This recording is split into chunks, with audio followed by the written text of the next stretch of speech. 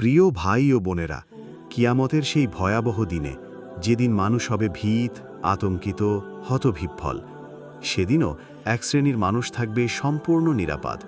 তাদের মুখ হবে উজ্জ্বল, তাদের হৃদয়ে থাকবে শান্তি। তারা কারা জানেন? তারা সেই মানুষ যারা দুনিয়াতে আল্লাহকে ভয় করত, নামাজ কায়েম করত, গোপনে দান করত, মানুষকে ভালোবাসত আল্লাহর জন্য। কিন্তু সবচেয়ে ভাগ্যবান হবেন তারা যাদের আমলনামা ডান হাতে দেওয়া হবে। আল্লাহ তাআলা বলেন সূরা হাক্কা, যার আমলনামা ডান হাতে দেওয়া হবে সে বলবে, আসো পড়ো আমার আমলনামা। সূরা আল হাক্কা 19।